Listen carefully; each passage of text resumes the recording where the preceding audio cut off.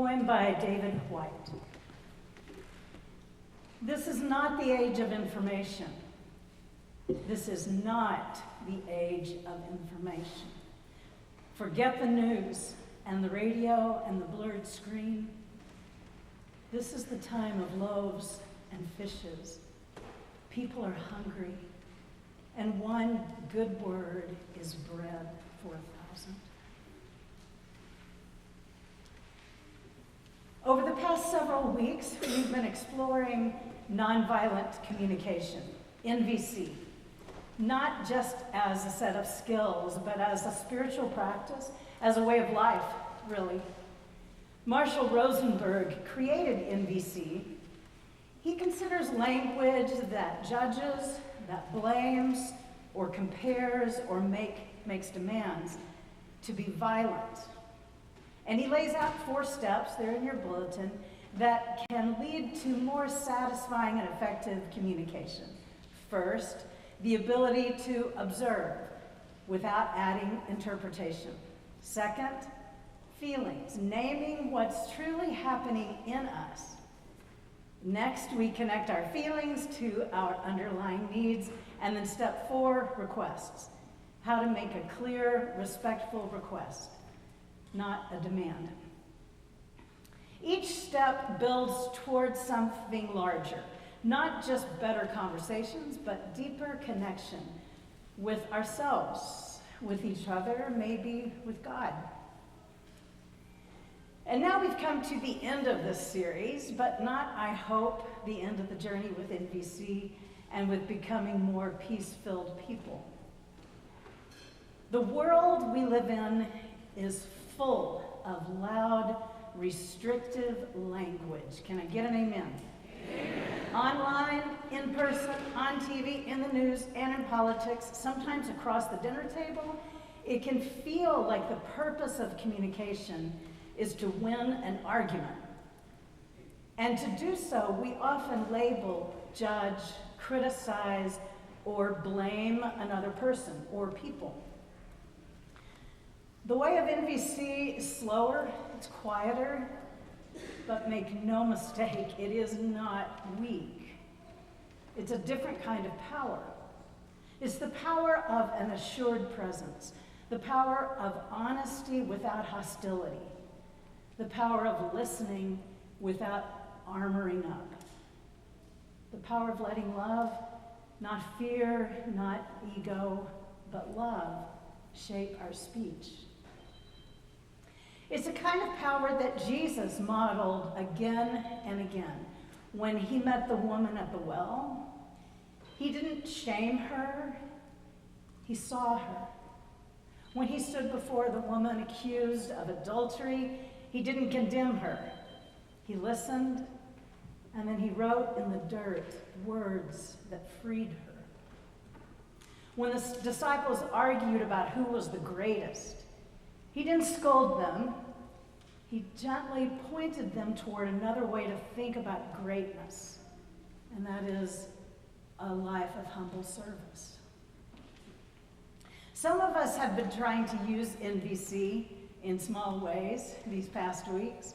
Maybe we practiced by pausing before we speak, asking ourselves, what have I just seen here? Or, what am I feeling? Or, what do I need right now? Or what request might move the situation toward connection rather than disconnection? If you have practiced even a little bit, congratulate yourself. Whether things have gone as you had hoped or not, you've tried, and I thank you for that, really. The truth is, NVC is hard work. It takes humility, it takes patience. It's one thing to talk about NVC in church, but it's another thing to try and use it when someone cuts you off in traffic, or when somebody pushes your buttons, or when political conversation gets heated. But this is precisely where it matters most, because the goal of NVC is not perfection, the goal is presence. The goal is learning to speak this language of love, even haltingly, even imperfectly. Nonviolent communication helps us stay human in situations that would otherwise pull us toward dehumanizing ourselves or others. We dehumanize people by blaming them, by labeling them, by comparing people. This is not about being soft or avoiding conflict. It's the opposite of that. It's about speaking the truth without losing our humanity or denying anyone else's humanity. And as I practice and go further with my study of NVC, I really think Marshall Rosenberg was onto something very special. This process that at least has the potential of shifting relationships in a very powerful way. I'm convinced of that, and I'm going to share an example with you. Last August, I traveled to Sweden to study nonviolent communication at a 9-day international intensive training. And intensive was the word for it. I've never been to anything quite like it. The 9 days, were packed full of learning and practicing and processing, and then processing some more. We did a lot of role play, and then we processed those role plays, and then we journaled about what came up in us as we processed the role play. Our conversations shared in these supportive spaces allowed for a lot of emotion. I cried many times, which will surprise none of you, because I cry easily, as you know. But I'm going to share with you one of the very impactful experiences I had there. And honestly, it's taken me several weeks to decide whether or not I wanted to share this, because honestly, it's very personal to me. And when I preach, I try to be intentional about choosing to share what feels personal to me. But I've decided to share because I think this experience demonstrates the power of NVC in a way that I find compelling. So in Sweden, each of the days had a theme. And one day, the theme was gratitude. So there were different groups and topics to choose from during the day related to gratitude. And the one that caught my eye was called "The Gratitude You Did Not Receive." I wasn't sure what that meant, but my brain did what I just heard all of you. I was drawn to it, and so I went. We were asked to think back on our lives and to try to identify a time when you offered something hoping to be affirmed and thanked for it, but for whatever reason, things didn't turn out the way that you had hoped.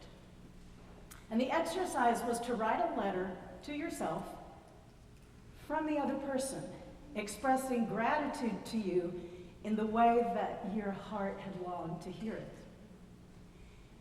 A situation immediately came to my mind, but the other person involved, my father, is deceased. And so I asked, can it be from someone who's no longer living? The trainer said, yes, of course. So I began to write my letter. Some background. I came out as lesbian later in life than many people do, at least these days.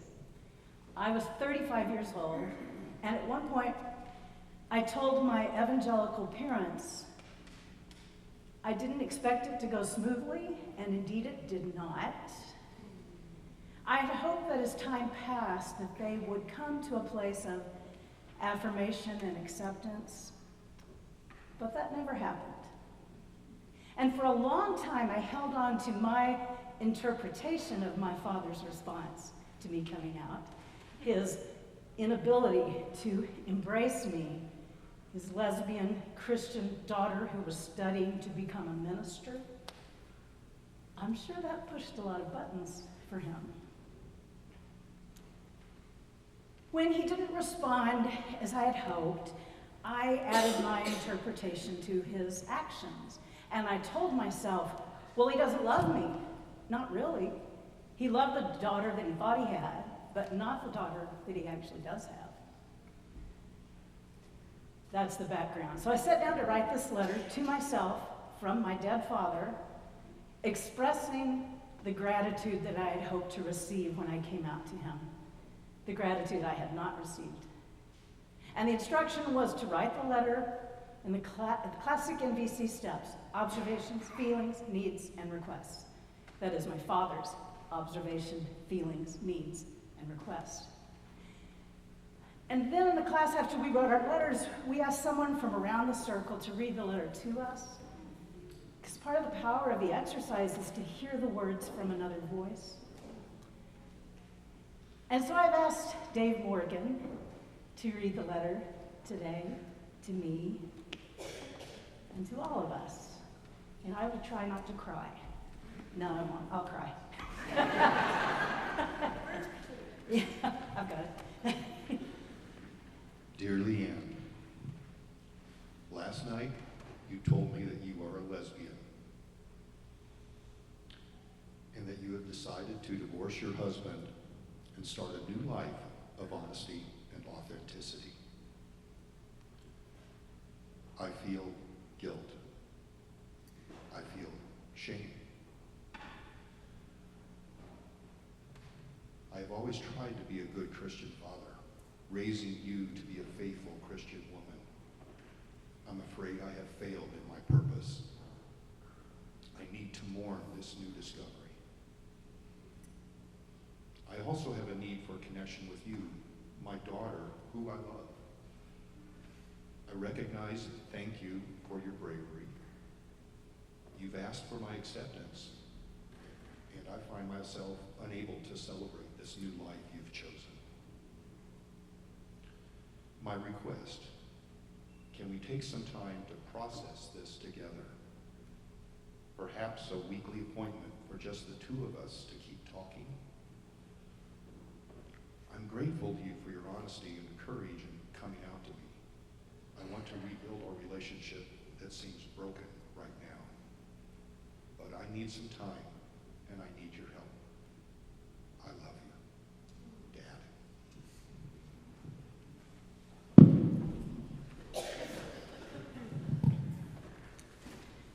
So I learned from this letter. I learned from myself. I realized that I hadn't given my father space to have his own feelings, to express his needs. I could imagine what his request might have been had he known NVC, and somehow with this experience, I could give him space to be himself. And I could let go of at least a little bit of the pain that I've carried for a long time. That's one of my experiences of the power of NVC. And I offer it today in hopes that it might help you think differently about some painful experience you've had. NVC is not a magic wand that fixes everything. It doesn't erase the pain of what happened or change what someone did or didn't say. But it does create space. Space to breathe, space for honesty, space for compassion, space to see and to be seen. That's what happened for me when I wrote that letter. My father didn't actually say those words, but through the lens of nonviolent communication, I can imagine him as a full, complex, feeling, needing human being, just like I wanted him to see me. This is the power of NVC. It helps us hold our humanity and the humanity of others, even when the story doesn't end the way we wish it had. It helps us to live from a place of love and not of fear. Our world needs more of that kind of love, not the sentimental kind, but the steady, fierce, everyday love that listens before it reacts, that tells the truth without shaming, that chooses connection over control. And imagine if more of us began to speak this language. If at work, at home, at school, in our neighborhoods, in our politics, in our communities, we listened for feelings and needs rather than looking for enemies. Jesus invites us into this way of being, something like this way of speaking, not to win arguments, but to build the kind of beloved community where everyone is seen. We won't do it perfectly, but that's not the point. That's not the goal. The goal is just to keep practicing, to keep showing up with our open hearts, to keep learning to speak and listen in ways that honor the sacred worth of every person, including ourselves. May we be people who learn to speak this language of love slowly, haltingly, bravely, again and again. And as we let love shape our speech and guide our hearts, the world just may be changed, one conversation at a time.